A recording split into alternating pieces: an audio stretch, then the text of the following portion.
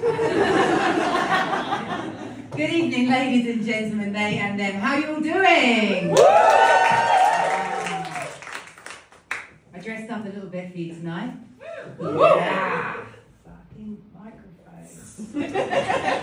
Yeah, I dressed up for you tonight. I've come as menopausal Barbie.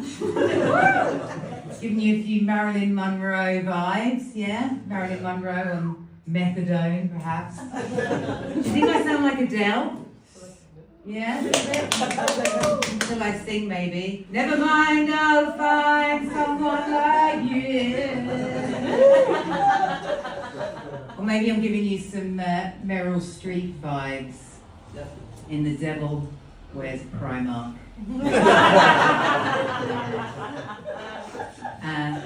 Diego's our wonderful host. He can pronounce my name, Rakalita La Fantastica. Thank you very much. I think you're all probably wondering, why aren't you at home watching the Great British Bake Off? Right, because you can probably tell I'm English. In it. Got any other Brits here? Oh, you are? Yeah, I didn't know you were British. Didn't even notice. And we've got a couple over there as well. So where are you from, just quickly? Liverpool. I think we've got London over there, right? Yeah. Any other Brits? No, okay. Good. The next set will be okay then. So yeah, I'm a single girl living over here in Lisbon. I'm not looking for Mr. Right, but I am looking for Mr. Right to remain in the European Union.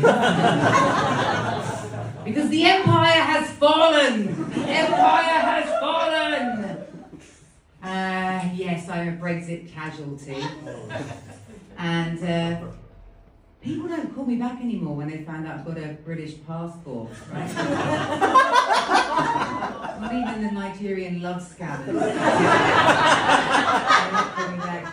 And you know what, it's a shame because those guys are princes. Do you know who else are not interested when they find out I've got a British passport? IMA. Is anyone dealing with the Agency of Migration, Immigration and Asylum? Has anyone having to deal with them? Yes, how's that going? And they recently rebranded from SEF to IMA, which is very fitting, I think, because I'm still waiting for my residency. I'm gonna die before I get it. But it's alright, because I'm a survivor. I'm a survivor, I'm in limbo, I'm keep refreshing that same portal window. Yeah. We are the I'm survivors. I tell you what else, I am 60 days sober today.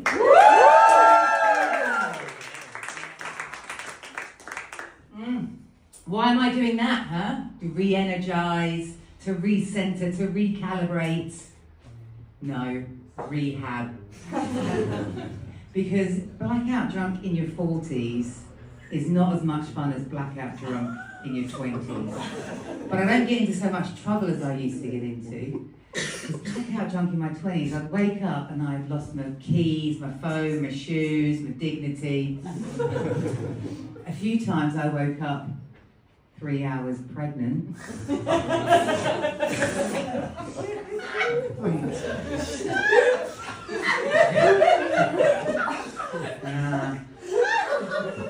Blackout drunk in your 40s, you just bake lasagna, ring your mum, subscribe to Apple TV, for not know for 8 days when €10 comes out of your account. Yeah, you do that.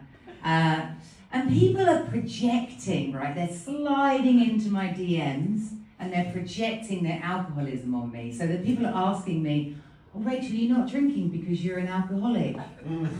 Rude! And one guy messages me, he says, Rachel, you're not drinking because you got so drunk you accidentally shit the bed.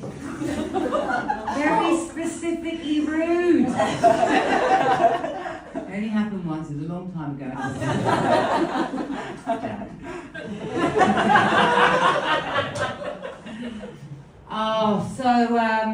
Yeah, so, you know, being single, you have to, like, advertise yourself online these days, that you're like a used car. One careful lady owner, all her own body parts.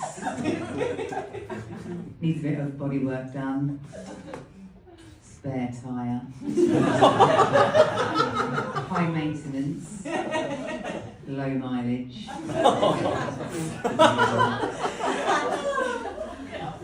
Leaky exhaust.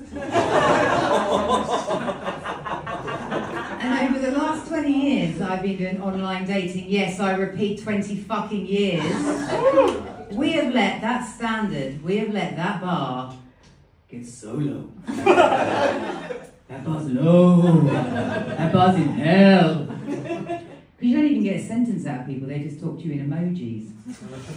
And it starts off alright, you get like the kissy face, you know, oh, it's kind of cute, you know, kissy face, kind of cute. A few emojis in, you're at the tongue. Oh, I know where this is going. Then you get the tongue plus the peach. He wants to put his tongue in my peach. You alright?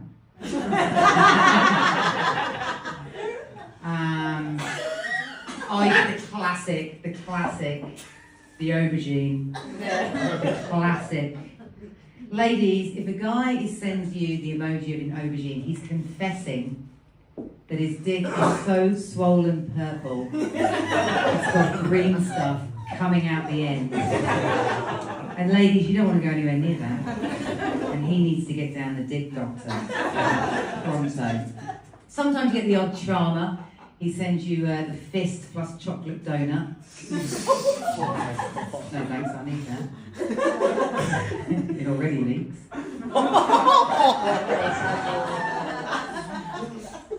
Make some noise if you know what the 3 drops of water mean. Make some noise if you know 3 drops of water. Oh, no squirters in the house tonight, huh? All the squirters in the house tonight. You're very shy, and you shouldn't be, because it's actually a talent. But you know, men don't really stand a chance with me, because even if they do compliment me, I can't take a compliment. Ladies, we can't take compliments, can we? They say, oh, you look, I like your dress, Rachel. €2 Primark. Why? Why do you do that? Oh, your hair looks nice. Oh, really? Haven't washed it for 6 weeks. They do fucking lie. Nice boots, Rachel. I stole them from a corpse. The skin looks good. I used diarrhea instead of moisturiser. These guys, they don't stand a chance, do they? But equally, men talk about us women as if we are poultry. Chicks and birds. That's what they talk about, it's like poultry. So we could be like a hot chick, fat chick, tall chick, psycho chick, tall bird, blonde bird, chihuahua's bird. And then they break it down even further, and they talk about us like we are parts of poultry. Right? So a man could be a breast man, a thigh man, a leg man, a dark meat man. And men want us to be everything. They want us to be subservient, confident, dominant, vulnerable, sexy, and sultry. Sultry poultry. And then they talk about us like we are a fried chicken combo meal. Right? Juicy legs, tender breasts. And look, that's okay. That's okay, gentlemen. As long as you lick the box.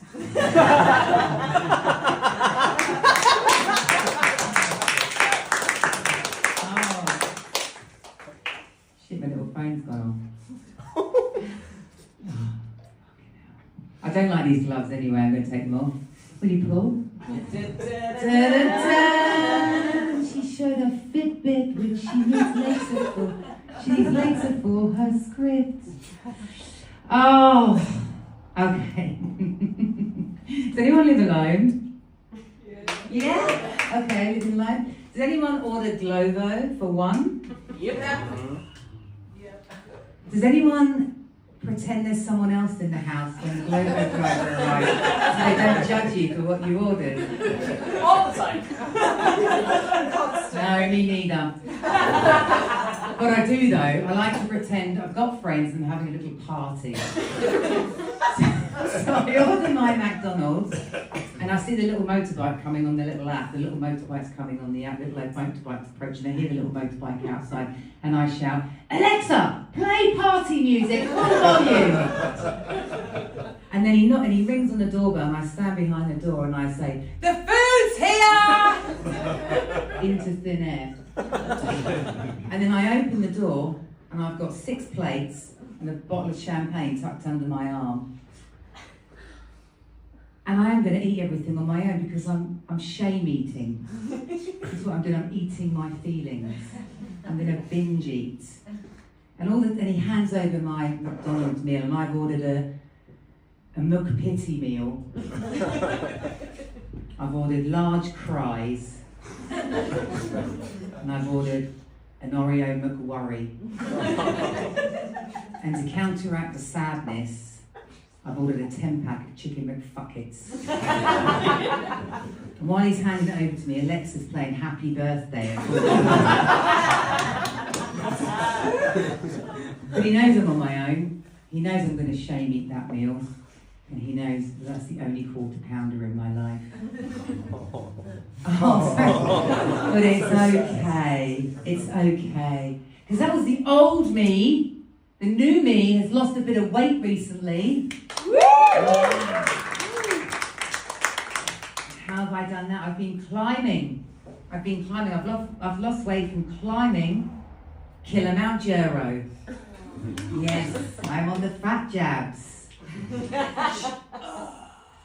not hungry anymore. No judgment here. Oh, deathly silence. It's okay. What is quite surprising is the unsolicited feedback I get, generally around the lines of, have you ever just tried eating less and moving more? Fuck me dead. Revolutionary. This ain't my first rodeo, mate. But I've noticed that men have started to treat me a bit differently since I've lost weight, right? So I get more swipes on Tinder. Yeah, that'll end well, won't it? It's going to be great. They now open doors for me and instead of letting it smack back into my face. And when I go out running in the morning, men are no longer shouting words of encouragement to me. They're not saying, "Well done, girl, you can do it, keep it up, that's the spirit." That's gone, and that's actually worth getting fat for again. That's what I miss the most. Thanks, Toba. So I do a bit of yoga. Anyone here do yoga? Make some noise, yogis. Yeah, doing yoga. 7 a.m. I do a yoga class. My yoga instructor's like, listen to your body, Rachel. Listen to your body. If I listened to my body, I wouldn't need the fucking yoga class. And I certainly wouldn't be, out of bed any morning to listen to my body. But yeah, I can do this one. Shit. Hang on, what's this called? Tree pose. This is a tree. Windy day. Windy day. I can do this one. What's this one called? Warrior 1. Yeah. I can do this one. Warrior 2. Useless in an actual battle. Could you imagine there's a battle? Yogis all lining up. Yogis, the enemy is approaching. Assume position, Warrior 1. Thank you. Yogis, they're on horseback. Assume position, Warrior 2. Yogis, the enemy has got bows and arrows. They're about to fire them. Engage core. Engage core. Field of dead yogis. Savasana. Corpse pose.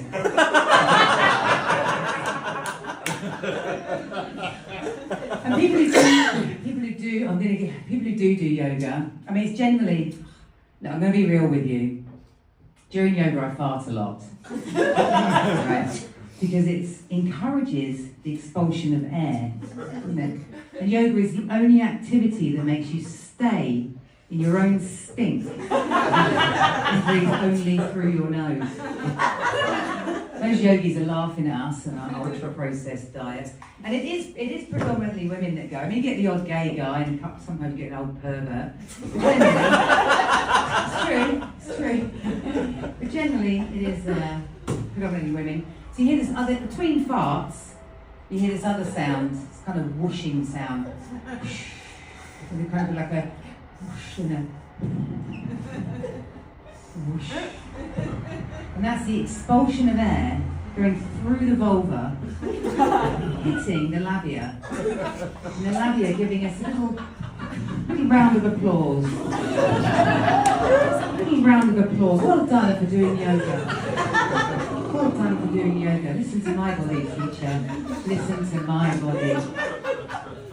And you're just breathing in through your nose the sweet, sweet smell of queef juice.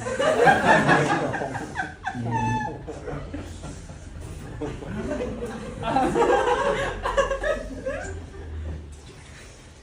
So look, I've got quite a few friends here tonight. Thank you people for coming to support me. I appreciate you.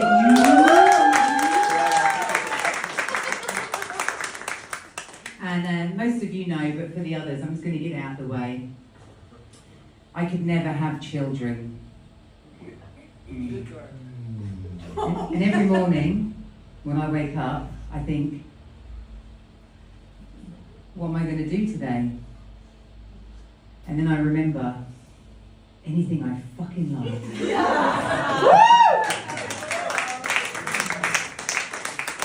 A few years ago, I was walking through a park and I saw this gorgeous guy and he had this perfect baby strapped to his chest.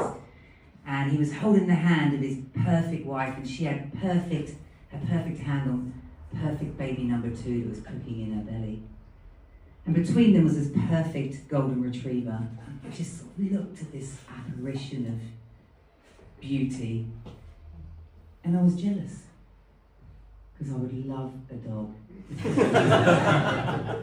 So it's not that I can't bear children, it's just that I can't bear children. And that's different.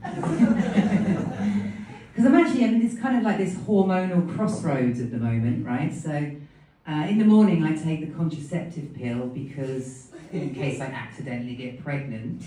And then in the evening I take hormone replacement therapy because I don't have enough hormones to get pregnant. And I feel like I'm gaslighting my own body. And I'm just worried that one day I'm going to mix up the pills and then I'm not going to know whether to ovulate or ejaculate. So I did prop. 26,482 steps today. And I didn't even leave the house because I am Wonder Woman. I wander from room to room, wondering why I went in there, wondering what I was looking for.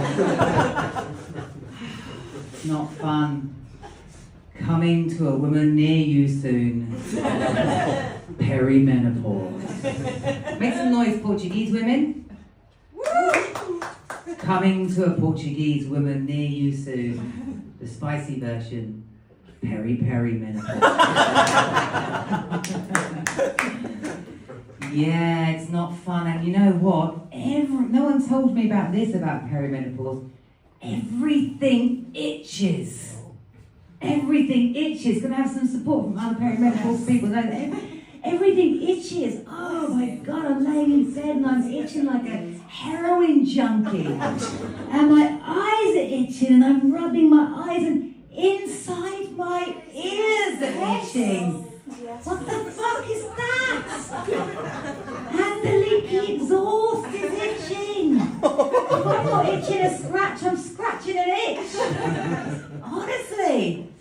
I just wonder if they did a memoir for me right now, it would be called Ear Holes, Eye Holes and Arseholes. Because that's all I'm scratching. It's terrible. I thought that would get a better laugh. But the ear hole things, the people do, they're with me on the ear hole things. Fuck's sake. Anyone who does take the contraceptive pill, I don't know if you've noticed, but they're all named after sexy, slightly untrustworthy women. They've all got names like Azaria, Celeste, Estelle, Selena, Yasmin. This is medication. This is not the line-up for Love Island. And that's probably where they need it the most. And I wonder, are the pills named after the babies that got through? Or are the babies named after the pills that failed them? I'll ask my friend Yasmin later. She might know. Anyone here learning Portuguese? Yeah. How's it going for you? Mais ou menos. Right. Não faz mal. No. It's quite a difficult language, isn't it? For me, it just reminds me of a drunk Scottish man bastardising Spanish. And I just recently found out that I have been learning Portuguese from a Brazilian. Had no idea. Brazilians, any Brazilians in the house? Okay, just one. Great, you love this joke then. Everyone else can just shut the fuck up. So I've been learning Portuguese from a Brazilian. I had no idea. I thought they were happy though. I thought, God, this teacher's really happy because I haven't really met any happy Portuguese men. It's like the generational trauma oozes through, and I'm like, who colonised who? Because the Brazilians are always really happy. Anyway, talking to this woman in the street, and said something to her, and she kind of leaned in and she said, "Oh, Rachel, that's Brazilian Portuguese." And she whispered that because she's racist. And I said, you have the audacity to say that to me in American English.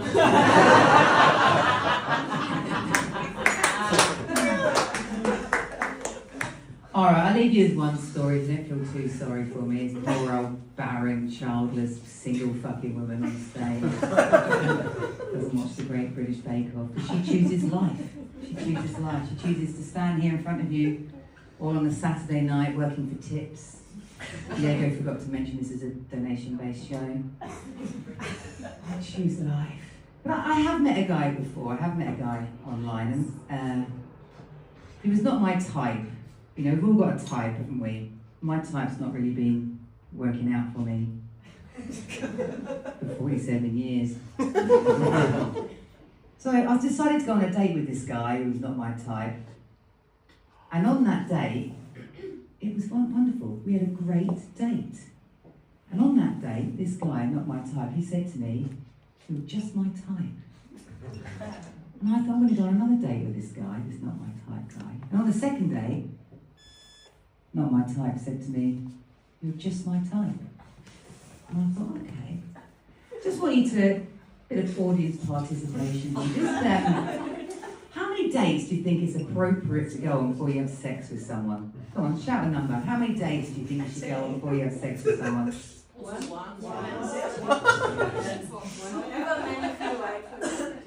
Okay, well that's how many dates I went on before I had sex with someone. Covered the room. And during the sex, not my type said to me, "You're just my type, you're just my type, you're just my type."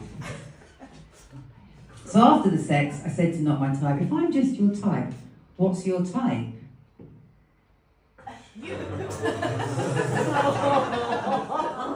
He said, "I'm a chubby chaser. Chaser of the chub." So he took my one insecurity about being a little bit fat, and that was his fetish. I was his fattish fetish. So I said to not my type, oh, you know what? You're just my type. And he said, really? He said, what's your type? And I said, I'm a bald, fat, middle-aged, EU passport holding, dad bod, chaser. That's the end of the show. That does that.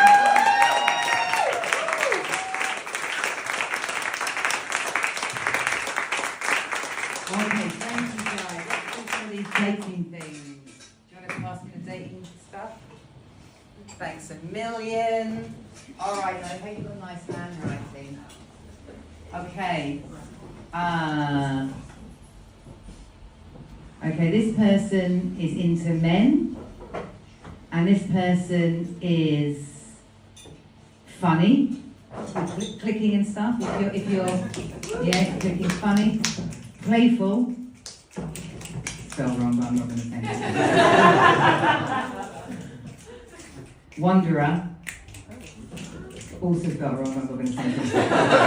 But really nice penmanship. Really nice penmanship. And the biggest red flag is this person said, I might hiss. I think this person's just described a balloon. Funny, playful, wanderer, might hiss. Do you want to say who that is? Does the person want to own up to that? It's my cat. It's your cat? Very nice penmanship out there.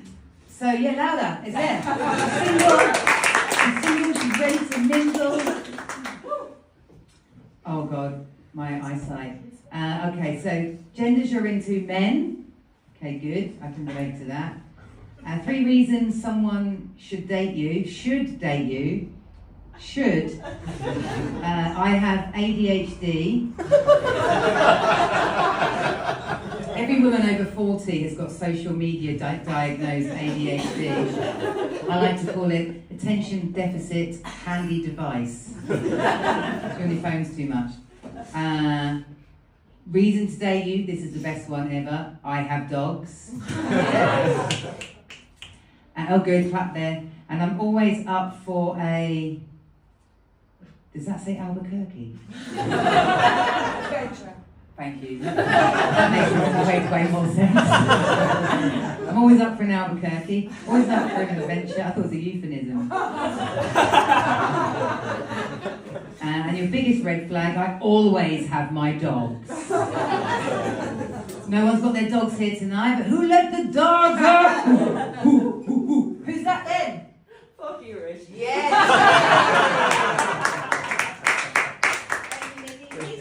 We need some geezers. It's all women, man. Where are the geezers? Okay, genders you're into. I'm not picky. 3 reasons someone should date you. Oh God. Can you read out number 1? I've got my contacts in. Can't see as well. Great baker. Once I've figured out the oven. You take your glasses off to read things. Able to spend time by myself. Kind and caring. That's nice. And why what's the red flag? Don't be a racist or a misogynist. If you get them, you get the picture. Yes, cool. So that person also thought it was the third person. Thank you. So I've got contacts in and I can't read. You took your glasses off to read, and you put your glasses on to read. Ladies over 40 with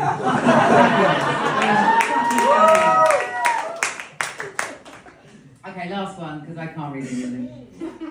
Can't read it. Do you want to go on there? Okay. 3 reasons to date. Intelligent. Yeah, intelligent, good. Fairy. Funny or fairy. Fairy. Fiery. Funny, very fiery. All of those things are winning, aren't they? And then the biggest red flag is fear of commitment.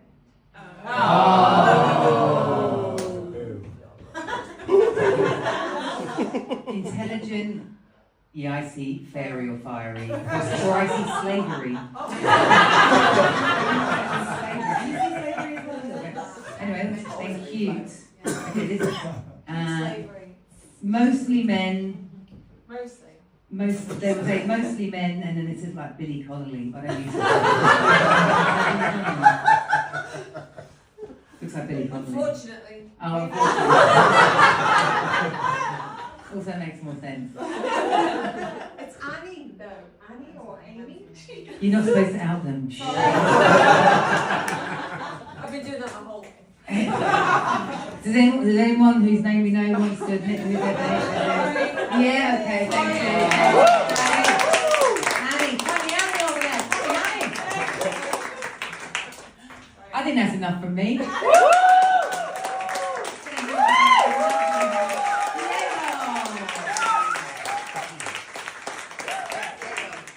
Keep it going for Rachel! Keep it going!